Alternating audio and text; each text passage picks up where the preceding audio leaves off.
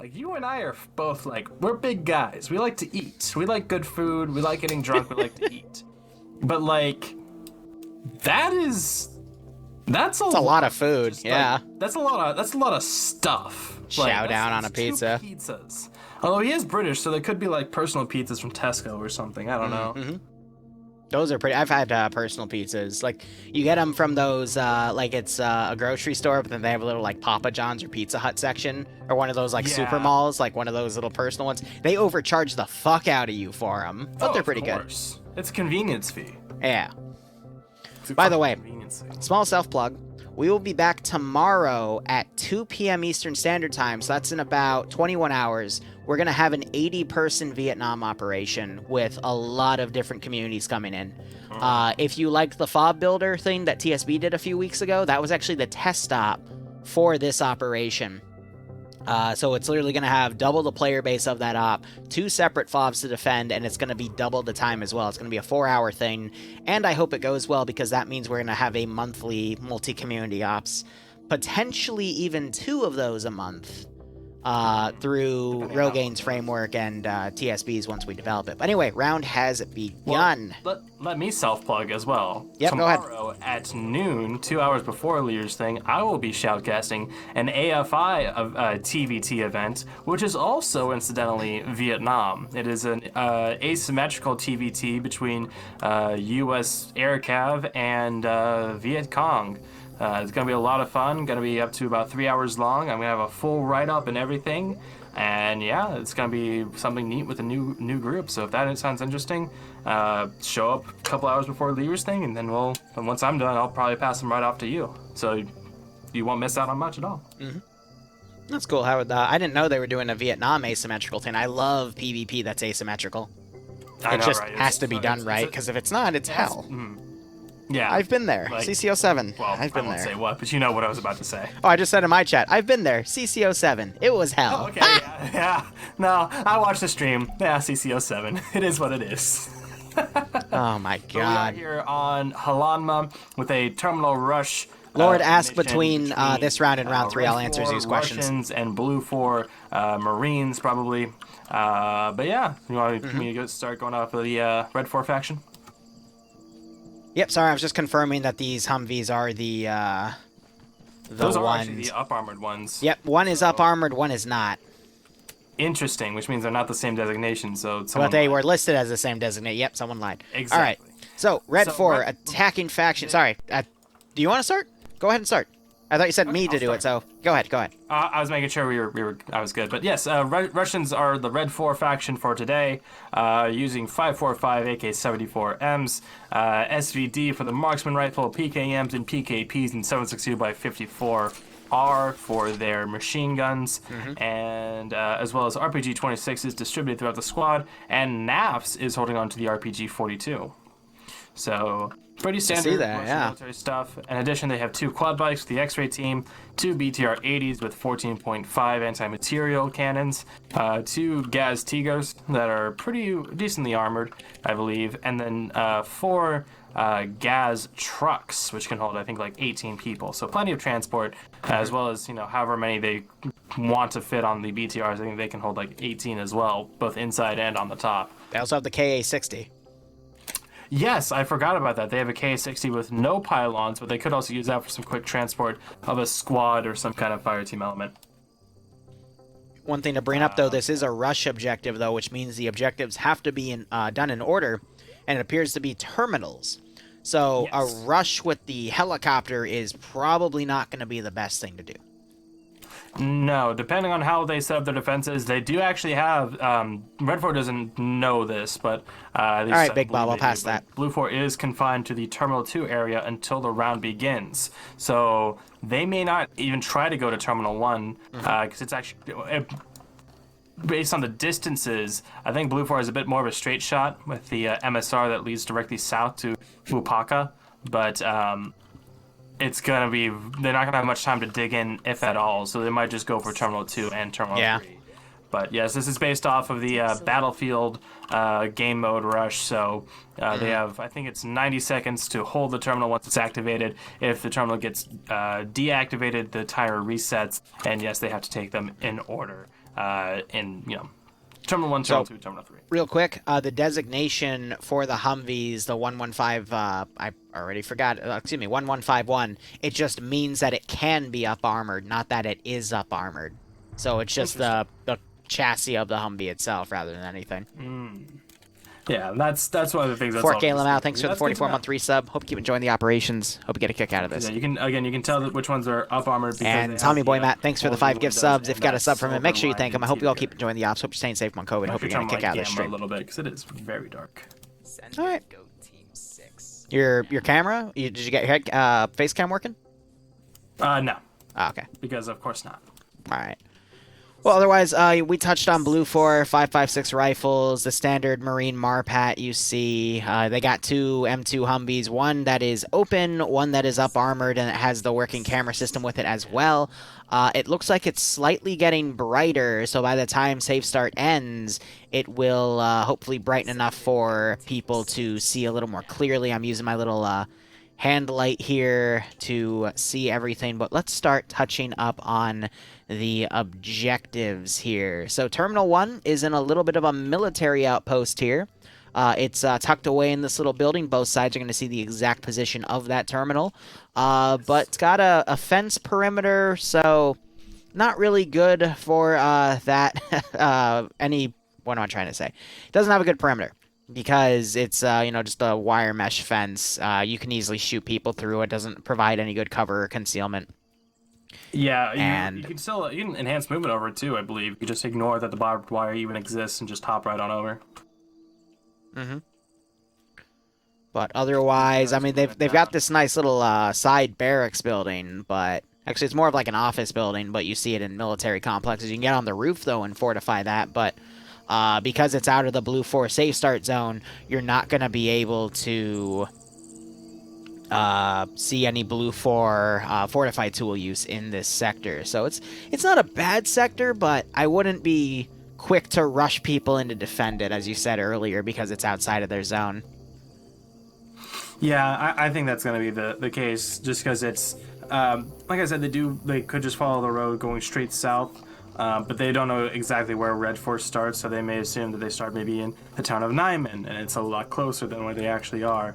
So they may just quickly cut their losses and, just not really hold that one.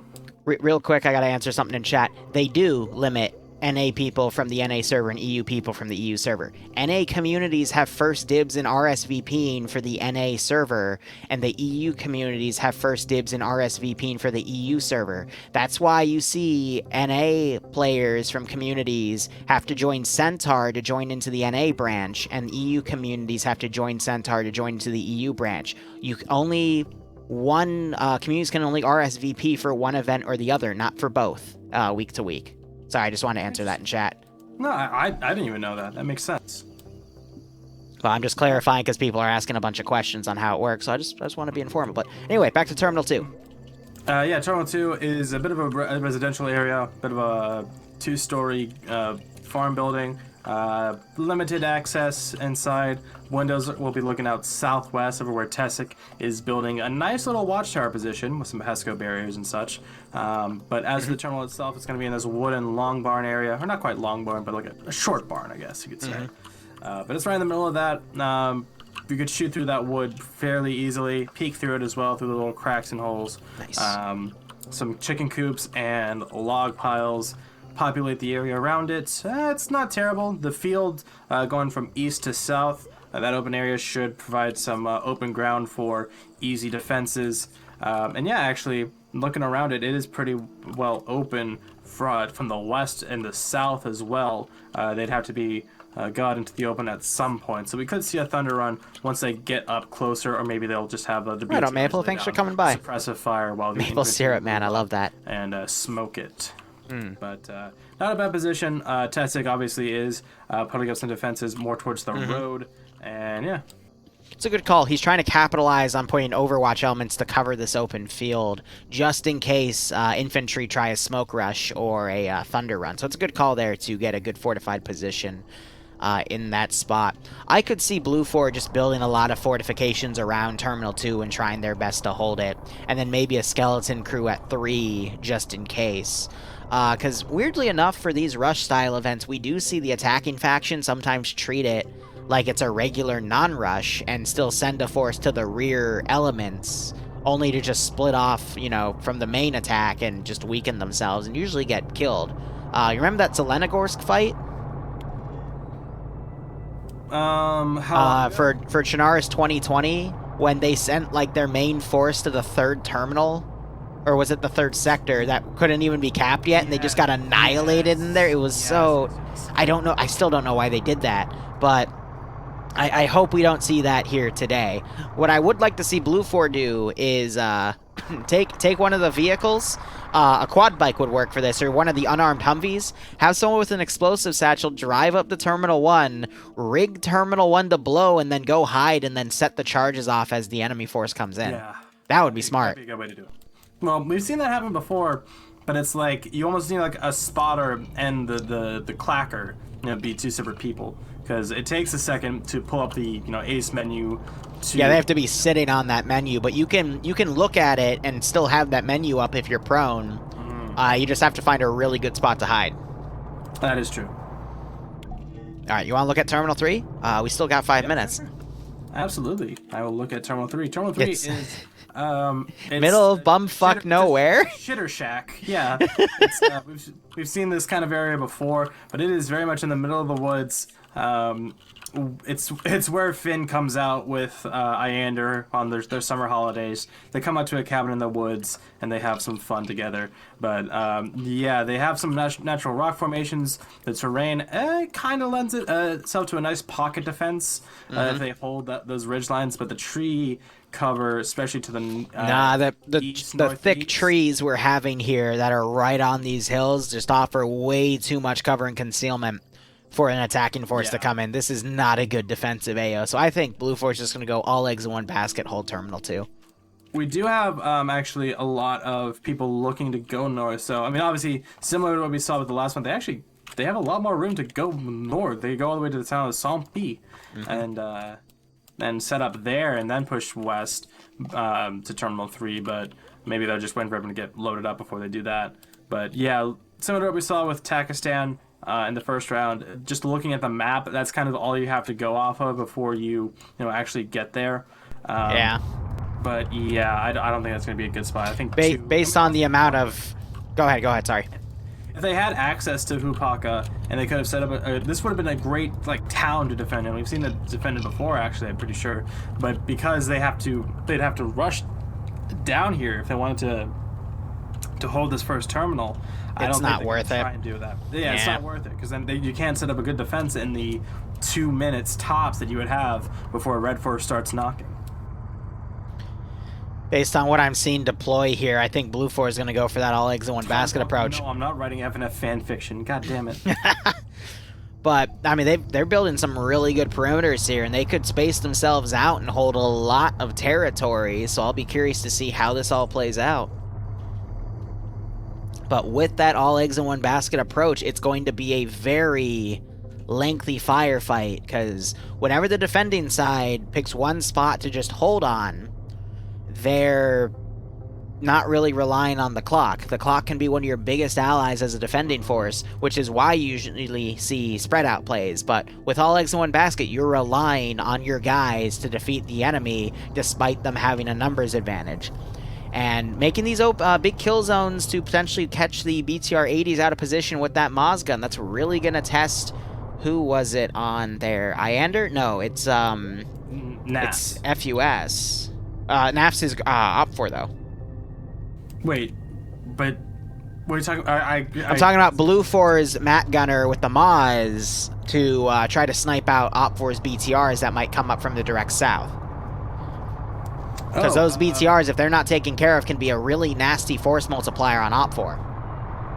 Also, Fox Gamer, it is a long time. How have you been, bro? Let's see. I actually don't know, because Charlie 2 for BLUFOR is all in vehicle. Yeah, they're all in Vic, so you can't tell who's in there. 1RW, though, and they're all pretty good people. We also have Koak as from the... I think he's part of the Serbians. Mm-hmm. So, lots of good players in Charlie 2. Whoever has it will be they'll have a decent chance at hitting what they want. Yeah, if you want the Liru and Barb fan fiction, it's on our OnlyFans. It is on the premium tier at $20 a pop per month. Thank you. Don't tempt my people, because they're gonna jump up and eat that. I don't want to have to deal with that, please. Please spare me.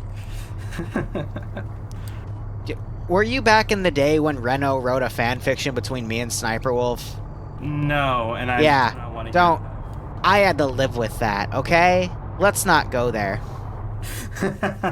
Let's not go there. Let's not forget Titans.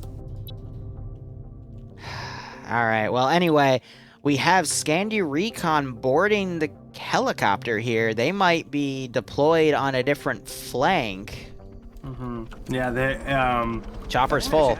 People. Yeah, Chopper's full, so is it who else in there? Oh, I think there's one more seat actually, but well, I think they're gonna deploy by fire team.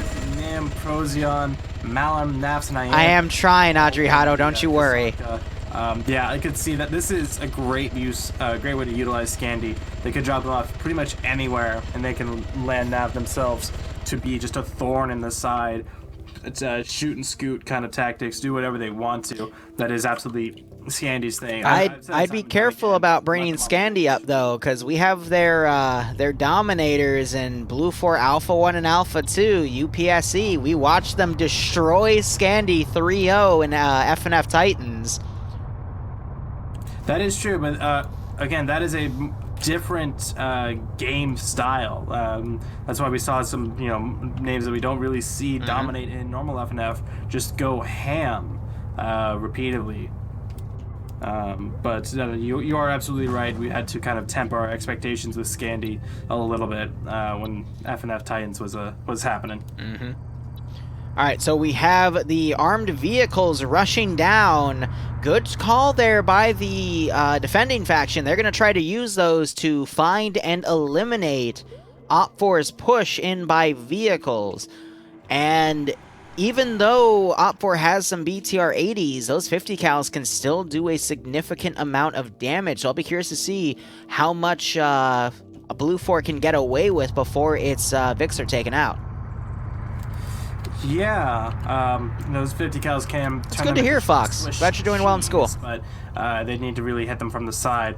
Any infantry that they have on top, of course, would be vulnerable to that fire. But it looks like the BTRs actually just have the crew inside, and they've kept all the infantry to those gas trucks. We see Easton's truck with 7, Hudson's with 10, and Indigo's with 16. So if those zombies kind of lie in wait and try and spring an ambush, then they could very easily get a healthy chunk of kills going on, but they're actually going to turn tail and head back up north, as I'm pretty sure Red 4 is going to do a dismount and then walk up under the cover of those BTRs. BLUFOR is actually sending a squad down Delta. They're going to actually try to mount a defense on Terminal 1. That or an ambush. Also, KA-60 coming in to the westernmost corner of the map to deploy Scandi Recon. Oh, well, to be fair, having them, yeah, that is absolutely the furthest west corner of the map. That is amazing. Naps, no! Naps! Naps, no! Naps, no! He was running out of bounds, yep, because that's a kill zone. Yeah, he ran direct north, right out of the bounds. Hold up, convoy, yep, OPFOR convoy spotted BLUFOR mass in the road, and they're now turning off. Marcus is just standing there as well. They've pushed up really close, and the Humvees are here too. Shots ringing out. It's Mass trying to engage the 4IB truck dismount. Those M2 Vics for BLUFOR are way out of position here. What is going on? Mass was actually a good grenade. Gonna hurt Hudson a bit there. Actually downs Hudson. Nice. First blood is drawn and takes down Hudson, who is Bravo 2 team lead. Good nade from Mass. But he's gonna get caught out by Valenti and Gates here in a second as he tries to get into the 2-story. He's actually gonna be able to get away. If he can cover his tracks, he can maintain his cover a little bit longer. But and he does. So the tension is building. Olalas breaks it with McCarthy. Olalas gets picked off there. Ooh, yeah, McCarthy, good kill on for him. Actually, who was that got it? I don't know who got it. Broken trying to put some machine gun fire down. Yep, FPS, the checks are opening up on Lussad's group, and Arkar looking like he's poking around the objective area. He shouldn't see anyone, so he should try and make a push for it. This is going to be a really interesting play by BLUFOR here. They are outnumbered at least 3-1, so we'll see how much their opening defenders can hold here.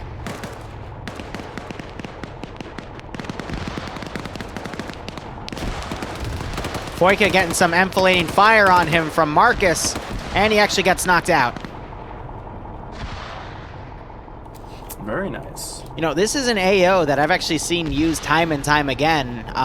There were 2 Christmas ops done in this sector like a month apart a few months ago, so some of these players I know were in here for those operations, so they should partially remember this AO, and we'll see if that knowledge helps them today. 4IB are being very aggressive here, starting to move guys up the left flank behind this little burr. RCC and Myrmidon Legion. Yeah, Fox, I graduated. Maybe try and get an circle around the terminal, but yeah, they should notice soon enough that there is no one here.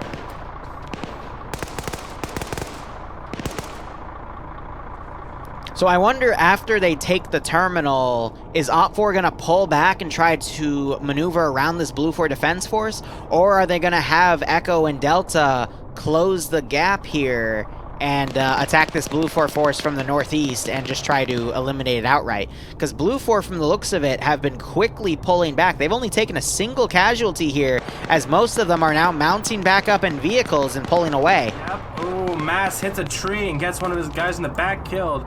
That would be... Actually, I don't know who that was. Yeah, Tessic. And Olalas down back there with the first engagement, but Tessic going down very early on. I hate to see that. He's a good guy. Is it with an S? Tessic, yeah. Tessic, okay. I've been saying Tekic, my bad. Well, you also call Olasas and Emiskov, so... No, it's Emiskov. Get it right, Barbarian. Wow. Anyway, 4IB pushing where BLUFOR was.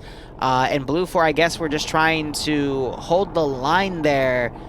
Let's see how many kills they got. I actually don't see any skulls. Did Foika wake back up? Foika did wake back up. So it was just a delaying tactic to help delay OPFOR, so they would buy a few more minutes for the all eggs in one basket approach on Terminal 2. By the way, two quick updates. So, Red 4 X-Ray, they pushed up in the Norton's not in here, I'm sorry. He was here last week, though. Anderson, Ape of the Stars, Cheese, and Shepard, who are off on the western flank as well, but they got around them, and they're pretty close to Terminal 3. The Kasaka went back for the rest of Scandi, and now they're being dropped off in that same western corner, as they're pretty close by. But with X-Ray now pushing in for Terminal 3, I don't know what exactly their purpose is. Finn doing the cool guy thing and fast roping in. Thank God they didn't fucking armor the Kasaka. But yeah, they fast roped down instead of... they want their moment. Yeah, they wanted their moment, because that's probably all they're going to get this round, I think. So this opens the opportunity for OPFOR to send in Scandi Recon on a flank of Terminal 2 as their main force pushes in, but there's going to be another 15 minutes or so of maneuvering, but BLUFOR has room to potentially do a counterattack into Terminal 1. But if BLUFOR loses Terminal 3, Terminal 2, then Terminal 3 is just going to be immediately touched and it'll be over. Pretty much. Well, there's Terminal 1. So, I think it's going to kind of come down to how willing they are to die at Terminal 2. They've done a great job building up the defenses around it, using the terrain. Terminal 3 can't be captured till Terminal 1 and 2 are, though, Aqua. It's a rush defense, meaning they have to be done in order. They could still, try and, say, okay, we have the opportunity now to fall back to Terminal 3, let's fall back to Terminal 3, and, try and set up a last-minute defense there. But then, halfway there, Terminal 2 pops, and then they get Terminal 3 popped as well. They could, with only... If Scandi catches up to them, then, that'd be a full squad and a half at least over there at Terminal 3, but if it's only X-Ray, BLUFOR could, in theory, overpower them and reset the terminal, but that's pretty far away to just, you know, bullshit about. Yeah. So real quick, Wheaton and Firefighter were trying to pick off Attila, but weren't able to land the killing blow. Attila pulled back, and now you got 4 IB guys blindly suppressing the tree line, trying to find where BLUFOR was engaging them from. But I think we also have another 2-man team that wasn't able to board. Mattis, I'm, again, sorry if I'm butchering these, and 10 Patrick. They might also try to do something similar, but they might be able to help slow down OPFOR just to buy BLUFOR time. Yeah, these are part of the check guys as well in that BLUFOR Delta 2. 10 Patrick is the, has a saw. Ooh. Has the 2-4, or M4 rather. Terminal 1 hack complete, and we'll see that blow up. So Dreams, who is in King Shabi's BTR, just did a massive burst of 7.62 and was able to knock out Firefighter. Actually, from the sound of it, I think it was 12.7, or excuse me, 14.5 millimeter, the anti-material rifle. Yes, King Shib? Is that how you say it? King Shibe. Like King Shibe. Shibe, Like the dog. Gotcha. Okay. So King Shibe got the knockout there. Wheaton's trying to pull back to rescue Firefighter, but that was 14.5 millimeter, so he's going to require a lot of bandaging here, and hopefully that BTR doesn't continue the suppression. But I think that BTR is noticing that smoke and instead opting to push up to try and see if it can get another kill here on whoever deployed that smoke in the first place. Also, the M2 Humvees are trying to pull on the rear of the OPFOR force on the southern side. We just had an explosive trap go off, but it didn't net any kills, unfortunately. Yeah, it went off actually pretty close to Stalin's BTR, but took down that 2-story building and not much else. And I think there's another one over at to the north, because that's also been turned to ruin, but I don't see an explosive down over there, so... Hold up. Gamma 1, this is the up-armored Humvee is coming in. Looking the wrong way. It is honking. Look at me! Look at me! I think it's just trying to see where OPFOR's forces are. Those Humvees, though, if they were to actually look around, they could catch some of OPFOR remounting in vehicles and do some significant damage, but I think they're just doing some blind harassment right now as they're trying to figure out what's going on. Yeah, Swola and Layden are the two there doing wild weasel runs. Yeah, they saw pretty much nothing, so they're probably going to come back down to the crossroads and head back up north, try to catch some Red 4 forces in the rear. They could find Fisher's Vic, they could find Omega and Jonathan, potentially. They take it right here. Other Humvees coming in as well. Yep. Finds pads as gas. And put some shots in the tire, and that's about it. I don't know why they're slowing down. That other Vic can easily just spray into it. Come on, STS, come on. I just saw blood. Fisher hops out. Pads is still up. And now the BTR turned around and is firing at them. Oh, that's blood in there. Wow. That, I think, is both the driver and gunner down. No. Nope, just Layden. Driver is Swola. We still have Misa in that pick as well. He needs to get in there and take that gun over. Yeah, that thing's going to get butchered by these BTRs. And that's what he does, but he hops... STS also getting knocked out. Yep, he's out. Oh, man, those BTRs were just kind of thrown away right there. Not good for BLUFOR. Oh, man, look at Misa's first person, just seeing a naked man in the turret swinging about. Oh, that's morbid. The gunner wakes back up for STS, is Vic. They might try to do a flank connection on those BTRs or pull back. I don't know. Well, either way, the direction they're going to find that, as now the Kasatka is flying over them. Is the Kasatka hit? No, okay, it was just drifting weird. BTR firing in the forest. I think they thought they spotted something.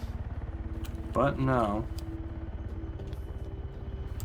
Or no, that was the Humvee. Yep. Just we don't see it because the gunner's dead, so it makes Arma thinks it doesn't have anything in there. Exactly, because Arma's a perfect game with no mistakes or bugs or technical glitches. Absolutely no mistakes. STS's Humvee coming back around, still prowling around those woods. I mean, again, if they can at least take down one of those BTRs, it will be worth it, because that is what they are designed to counter in this mission. That's why they're there, to counter the APC. By the way, Ten Patrick and Matos are on the rear of some OPFOR elements here. You got Tendies and Mass also close by as this Pioneer OPFOR force is pushing north.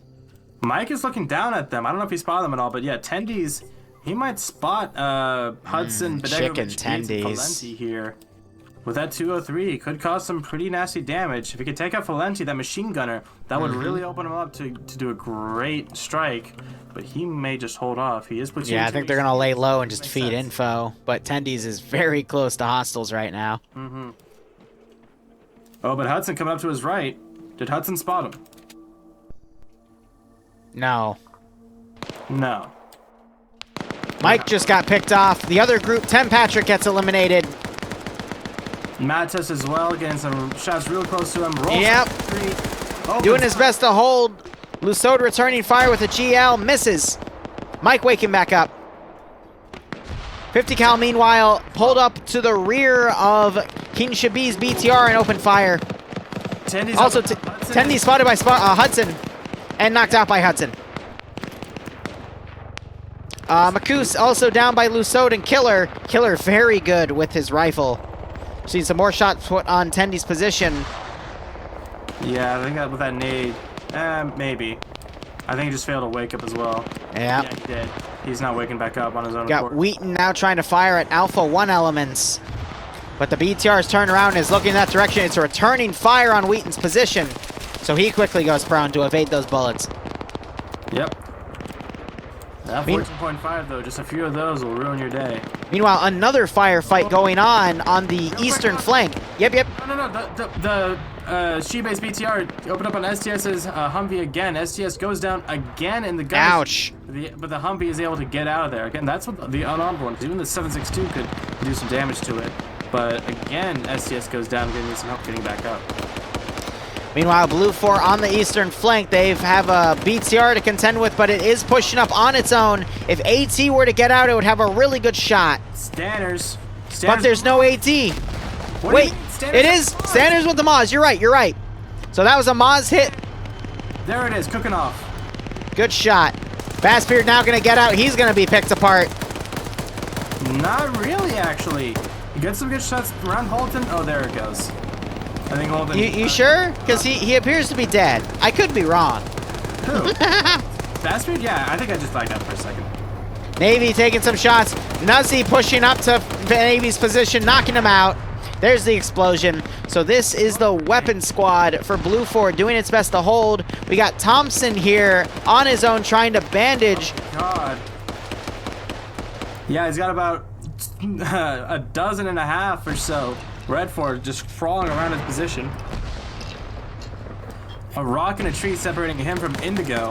Yeah. Edwin's pushing up to his position as well. Thompson. If only Boopin were to turn around. You see the movement in front of him from Bacon. Crawls up a little bit. Boopin making the rookie mistake of not checking everywhere as he moves up. And now Thompson gets a free kill. He gets Salader. Yep. And Edwin doesn't hear it, and he just runs by. He doesn't see it because the first-person perspective. He was reloading, so it covered a perfectly camouflaged Edwin, and now Bacon gets under fire. Yep, he survived, though, so he's going to start bandaging.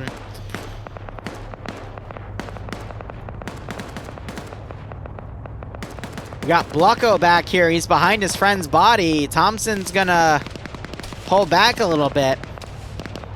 And you got most of BLUFOR now, Charlie 2 pulling away in the Humvee, so Thompson is now on his own, and so is Husky to the south. Yep. So they missed the evac. Thompson knocking Blucko out. But where is his Glocko? He should have used it. And now you got Fecky and Snoof coming up. They're going to check this rock. Fecky knows. It's like, hi, how are you? But doesn't secure the kill. Thompson. Oh, man. Yeah, he almost got a trade on Fecky there, but Snoof helped with that PKM to make sure he went down. But, I mean, Thompson got 2 free kills off of that. That's pretty good. Absolutely. Pierce 2 for 1. Also got got killed in the warehouse by Husky's position. He was the Charlie 2 lead. Fonz, Thompson, Firefly all down for Charlie 2. So not without its cost, but taking down one of the two BTRs is very much a net gain for BLUFOR. Got some more blue. Actually, no, these are the same BLUFOR Vex of Charlie 2 pulling out of the region. The KA-60 buzzed them, and BLUFOR is trying to set up their final defensive lines here.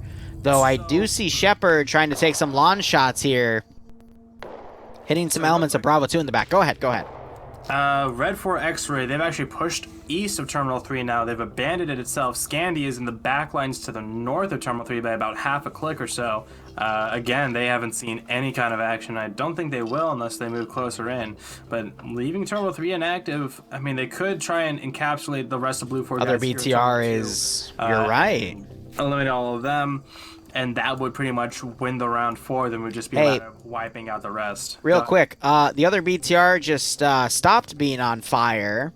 It's in the middle of the BLUFOR position to the south in the open field. So it got taken out earlier. Alright, I'm gonna check these guys. Who has a fucking vehicle kill? Would it be STS? No, he doesn't.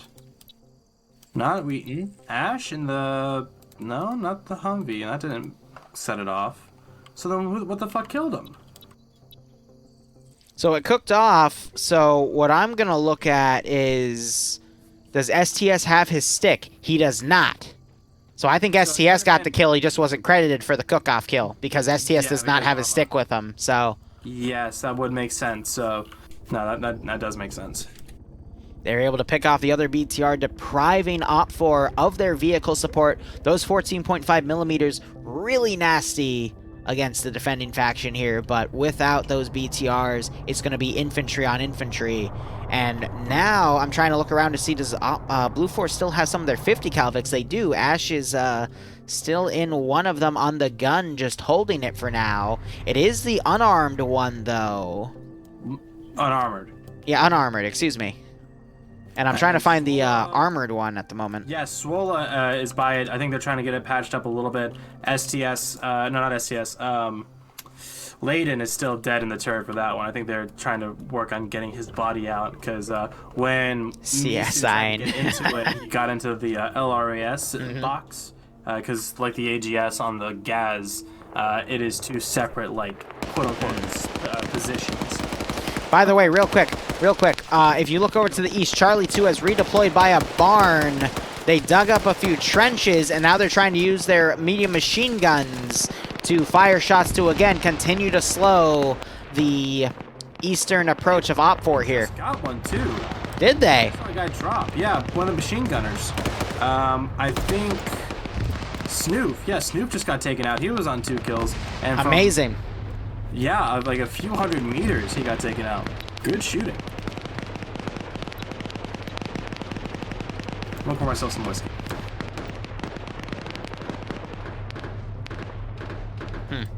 Wait, was he BLUFOR or OPFOR? Snoop was Red 4. Gotcha. OPFOR is Red 4, by the way. He was a PKM gunner with, I believe... I see his body. Yep. He's by Moon right now. Yep. Good pick off there. He was a PKP gunner, actually. You can tell by the black rifle instead of the orange one.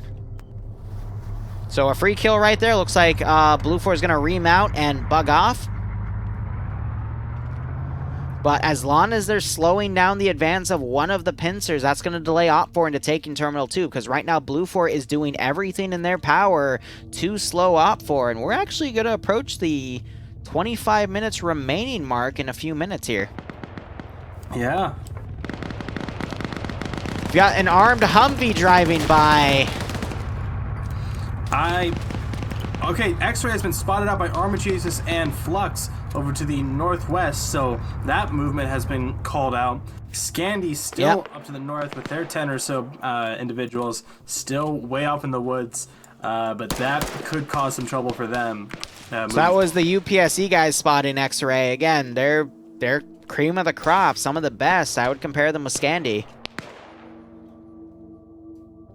But otherwise, we're just having BLUFOR closing their forces around Terminal 2. This is going to mean 27 minutes of Terminal 2 defense. Do you think they're going to be able to hold, Barb? I mean, they have their best chances to hold here with how much they've dug up. I mean, as it's gone on, they've just continued to dig more and more. I think if they're able to consolidate their forces, how you doing? What's that? Back here, or maybe they just continue to try and delay and delay. The Humvee did come back here, but it's already starting to head back south. I think if they have a good chance of holding at Terminal 2, but the longer they can keep Red 4 away from Terminal 2, the better as well, if that makes sense. STS now driving right by 4IB. They got... Oh, AT gets a hit. But it was a weak hit. I'm not seeing any smoke come out of the engine. Nope, and it's still rolling strong. So that is unfortunate. Probably hit that back... Looks like it knocked out the right front window, though. Yeah.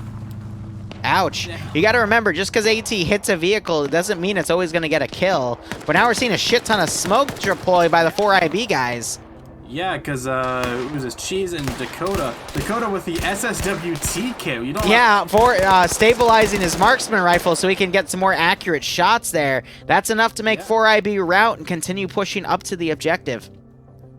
I think the RPG-26 is also the weakest of the RHS launch. I don't know what's that. Again, that is also the unarmored Humvee, so it's more just unlucky than anything.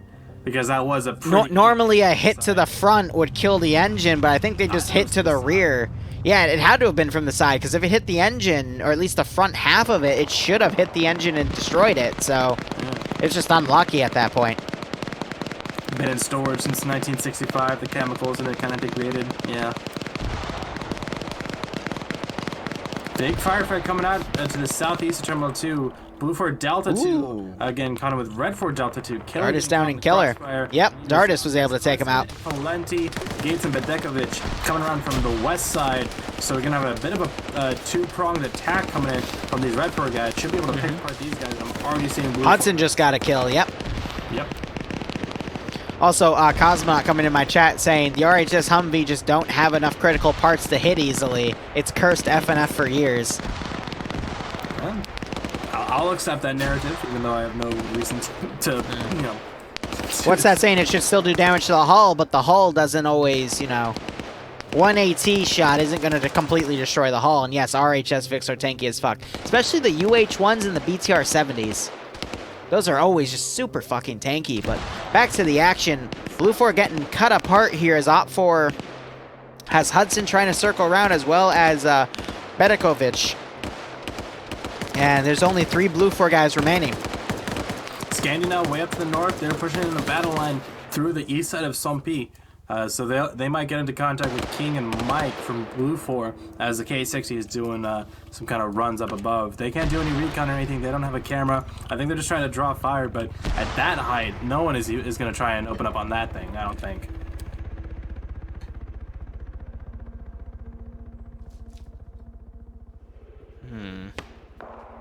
Hudson trying to put a GL on Marcus and Diffie. Managed to pick off Marcus with that 545.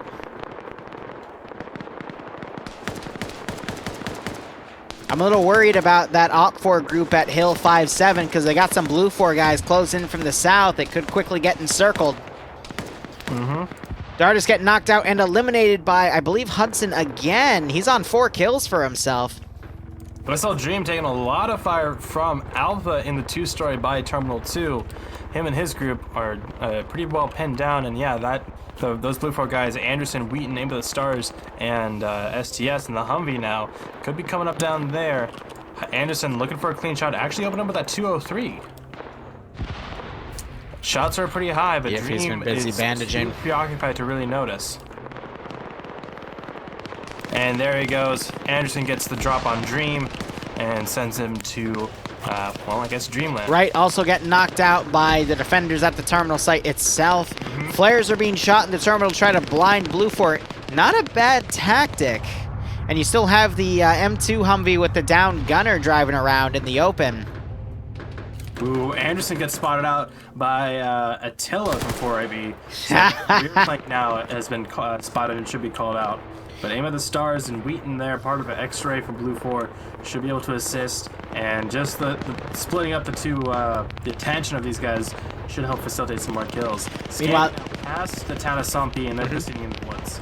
Meanwhile, the rest of that Eastern BLUFOR force, the last guy, DFI, was taken out by Badovich, coming up and just double tapping him in the tree. And now it's just up to this one OPFOR group that's right up to the sector, but they're having Pointman, Vonk, and Dylan come up, as well as Coda joining them from the north, and then to the direct south, you already mentioned Anderson, Wheaton, and STS, with the armored M2 Vic coming up. Actually, let's see the unarmored one. But they still have that 50 cal to work with.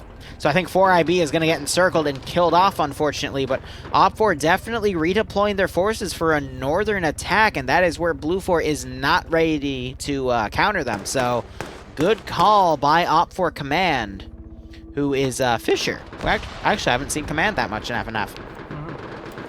And he's fighting Twig King. Vonk, Dakota, Dylan, and Pointman, you might have been talking about this earlier, but they pushed in real close to these 4IB guys, and they're trying to get into a little bit of a knife fight with them.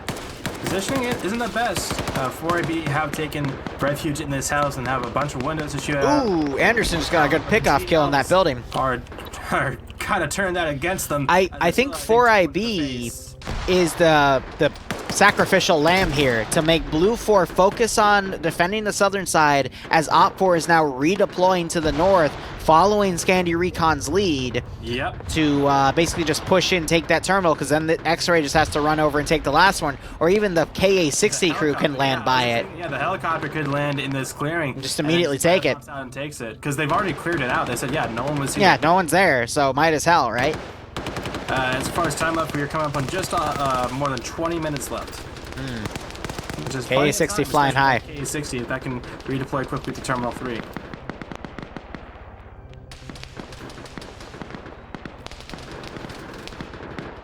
Yeah, OPFOR's doing a good job sweeping these forests. Now Scandi, they're coming up really close. So it's STS knocked out again off of the Gunner Vic. Sorry, continue. And that's just opened up from the north, so that's them kind of made. Though it could be it might take a minute to realize where that fire is coming from exactly. But I'm already seeing movement though. King is pushing back though, in between the lines of Scandi Recon. Yep. The left and the right. He's gonna see Az here real quick, but no. But Az catches him first, but is unable to land the headshot. And King's just opening up with that 249, but now he's made. And he gets. Is Yanni gonna turn around and deal with that though? King is running Serpentine. No, run in a straight line. You'll live longer. They taught me that in Generation Kill, at least. Oh my god. And now he's getting. Now King's being friendly fired by forces in the garrison. And look at all the bullets this dude has evaded, but he's still being friendly fired. God. Yeah, that is. Who is that? That's Combo firing at him. Of course it's Combo. We've seen Combo. And Combo knocks him out. With the 240 as well. Oh no. Yanni, Procyon, Nimia, Nyander has some smoke cover to work with, but Legal Action does the same thing as King and tries to go for the counter push, and he gets caught out as well by Yanni. Nyander throws a grenade right onto Legal Action. No, that's another smoke. Damn it. There's a frag right there, though. Oh, it's a satchel! But the rock protects him. And Legal throws one back of his own! No, those were both Legal Actions. No one else is a combat. I see. Gotcha. Yanni goes down by the wood piles. As not noticing Legal coming up to flank him. The smoke. Legal used the smoke of the satchel charge to conceal his movement, to push up. Possibly. And he double taps Az. Damn. Nice. Now, what needs to happen here is the Bravo squad from Red 4 need to come. Yanni's turned around. He's firing at Legal Action. The Bravo squad is still a couple hundred meters out from the east, and he gets taken out by Guy Fieri. Fire from this and he gets sent to Flavor Town. Vonk and Dylan also in the mix near them. This is starting to fall apart really heavily for Red 4. Yeah, because did you mention OPFOR is blue on blue in X-ray, or I guess red on this case? No, I didn't. I didn't see Glubin, Edwin Broche, Paladin, 1RCC, they're firing at X-ray for whatever reason. Oh lord, it looks like they've stopped, and now they're shooting over towards Command, which is Twig King. But yeah. Dylan knocking out Nemesis Battle Buddy. Nemesis trying to find an angle. But Dylan thinking he's safe now because he killed that one guy, and that was his mistake. Nemesis getting his first kill. And Lusad, they found some trenches, I think, were dug here by BLUFOR. And so now they have a decent base of fire to start opening up on.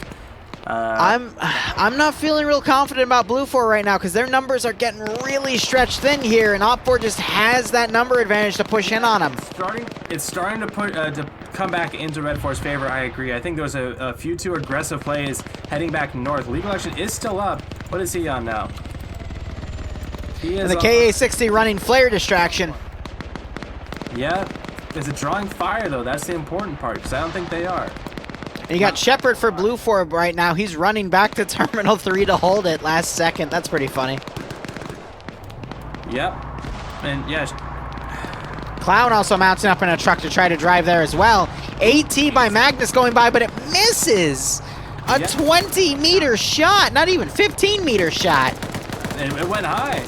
Got Ash also driving back. 26, I think, is 100 meters. So yeah, it makes sense. Another rocket goes out. That was a major miss. That wasn't even close. Humvee pulling up the rear as well. That's Ash in there as his gunner is dead. Yep. SCS finally biting the bullet. Oh no. We're about to have 15-minute warning called. I can see what BLUFOR is doing. They're trying to rush forces back to hold Terminal 3 because at least if they can hold a last-minute defense, they can deny the KA-60 from landing. Meanwhile, we got Guy Fieri, Gonzo, and Kane. Kane's still down. Gonzo's trying to pick him up, but he's taking a lot of fire from Lolo and friends. Vehicles here for Red 4 to scavenge. They have a truck and an armored Humvee they can use to My God. There. With minute 30 on the timer, it's about to be 15 minutes left. I think Red 4 definitely still has a chance to push back to Terminal 3 and end this fight in a victory. Panzer Zeus, I think, dropped a nade right at his feet. And that's 2, but he... More grenades being thrown by Magnus and Boopin. And you still have Wuna holding the terminal. As the news tied around them, I think BLUFOR got way too... They focused too much on being counter-aggressive against this push. 15 minutes remaining. Guy Fieri almost bad-fragged himself. There's a lot of skulls on both sides, but BLUFOR is very, very thin right now. There's at least less than a dozen remaining. Yeah, I'd say it's about a 2-to-1 fight if I had to guess in Red 4's favor. You already have Fred and Resurge for OPFOR. X-Ray, they're already running back to Terminal 3 to kind of hold, but they've got Command and Cheese running after him. Yeah. I don't know if Cheese spotted them or not. He was looking in that direction, but I don't know if he was able to see them with the grass and everything. And you still have, actually this is Misu now driving around in that Humvee to run a distraction here. Yeah, he hits a rock though. And jumps out and gets headshotted by Thicky. Yep, Thicky is Thicky. Hudson now trying to find an angle into this barn. Wuna covering though. Hudson, he might try to go for it thinking it's clear. Throws a grenade instead, but isn't able to get it through the slit in the barn. Rust challenging Wuna. And Wuna isn't able to hold. Oh, Hudson almost kills Rust. And there's the hack. Yep. That's a start now. It's up to hold up. Combo. Shepard wasn't running back to Terminal 3, and you got Fred and Resurge now sprinting over. But we do have Clown who's stolen a gas, and he's going to try to drive back to Terminal 3 to hold on his own. Now, ooh, this is tough. Not over yet at Terminal 2. Combo and Koak still there. Koak looking like he's going to make a run for it. Bedekovich and Hudson are off to his right. This should be a clean kill because they're focused on medical. Koak holds his trigger for a second, gets Bedekovich, doesn't get Hudson. And Hudson gets the tap. Yep. Combo, meanwhile, running up. But he taps him. Now he needs to go in and find Rust. Rust hears those gunshots. Ho, ho, ho, ho! And he's going to be able to stop the hack and reset the terminal. He's waiting to see what's going on. He's going to do it, right? He's giving himself a breath. He's just giving himself a breath. He has plenty of time. Wow. Pause and reset because this is Rush. This is not the regular terminal uplink. Right. So he's got to hope Russ doesn't wake back up, though. Ooh, combo under fire, and he gets taken out by... Not anymore. That was Snack and Moon, but that's a good holdout there. But Russ waking back up as well. Resurge. Dakota has spotted Resurge, and Fred gets some bad shots off and isn't able to secure that kill. So they're going to be able to get over at least closer to the terminal. But he does know that they're there, and we 11 and a half minutes. Stolen gas coming in as well.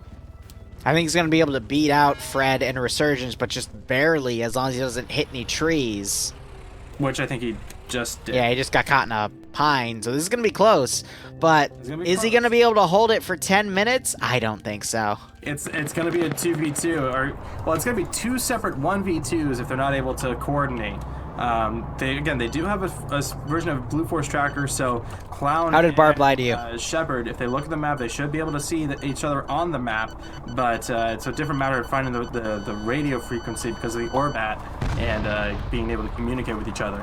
Research and Fred have been sticking together, so they are going to be working a bit more in conjunction with each other, and I think a bit more effectively as well. Anderson's still in the previous AO. He just shot out Mike. The timer didn't reset? Okay, then I don't fucking know. We've been told like 5 different things about these fucking terminals. I don't know. Yep, so you got Clown. He's going to dismount over at Terminal 3. Oh, what's that? Fuck you. Meanie? Stinky? Clown does get there. Yep, you were absolutely right. I'm gonna drink my whiskey. All right, Clown's going to have to hold. I really don't want to have to deal with your drunk ass in NA. Says the one who got Stoly Doly. Well, I gotta keep up. Okay. Alright. Hold up! Wait, we just saw a dismount from the helicopter! Airborne! Airborne, yes! It's air assault, never mind. It would be... Well, actually, if they jump out from It's Halo, technically. Or no, this would be a Lalo. It's a low opening. No. Low altitude low opening. Even though only 2 of them did the low opening and 1 of them got caught up there. Yep, Dingo and Fisher hit the ground. Research is technically now it's air assault from the northeast. Airborne would be from planes. All right, Clown. Shepard and Fred in a firefight. That wasn't really a firefight. That was Fred spraying blindly as Dakota just made Fred his bitch with the marksman rifle. That's one way of looking at it. And now he also sees Resurgence and he puts some shots in him. Pad's coming in a little hard. Surprised he didn't hurt himself with that one. I know, right? Me too. Start running in. Just gonna find, might find the backside of Clown, but he actually goes over the ridge. Dingo coming in now from the other side. He might find Clown here. Oh, you got 9 people coming up in another vehicle driven by Nemesis. There's no way in hell. I'm sorry. This is over. No, I don't This is over. 9 minutes, 41 seconds. Clown driving around in the vehicle. Dingo has his AK-74U out, sprays at Clown. Clown drives back. Yeah, that glass is a little bit armored. I don't know how well exactly, but it should be able to stand up to that at least. This is going to be an OPFOR win. Pat's coming in from the north now. As well as Fisher and Research. Oh, God. No. Gloppin, 4AB, Theki, Russ, Indigo, Nemesis all coming in. They are the cavalry. Shepard needs to take out these guys if he even wants to stand a chance. Clown dismounting. Trying to burst fire and gets the kill on Dingo, but Dingo just pulled his handgun out. Or was out of ammo, I don't know. Nemesis gonna catch Dakota in the open, knocks him out, and gets the headshot as his body falls. Clown now driving up to the objective itself. Dude, this is the end. Yeah, I mean... Yeah, there's plenty of AT on the field out here, so even if that thing is well armored, it's not gonna stand up to AT. Indigo's gonna come in, start breaching with Juckers and booping. This is the end. Yeah, he's getting That's round 2, ladies and gentlemen. If he wants to dismount and try and do something with it, but yeah, terminal hack has started, and I think this is the beginning of the end. Well, we'll see how things go in round 3. I just saw a BLUFOR guy try to fight with Skip, and Skip won that fight. Clown, he's going to try to come in, but he's immediately engaged by Fisher and Attila, and they knock him dead. That's it. And that's GG. No one else. GG. In fact, if they kill Husky, well, no one's looking in his direction. I'm going to be honest, it was a good round. It was a good round. No, BLUFOR had a good hold, but OPFOR just adapted and was able to take it back. And I think Scandy's long play of coming in right in the nick of time to really encircle Terminal 2 shouldn't be understated, but it could have gotten a lot worse if BLUFOR had been a bit more stoic in their defense. Like I said, they really did a bunch of counter pushes. We had Legal Action, we had King, and I think a couple others try and push back north into these rocks and kind of You got Rust firing at Moon's Vic as he drives up, because I believe that's actually a BLUFOR Vic he used. Yep. So a little bit of miss PID, but at this rate, it's the end. Last 5 seconds.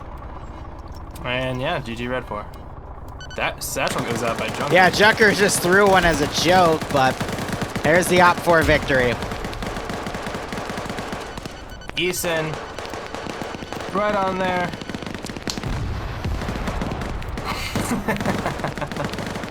Nice.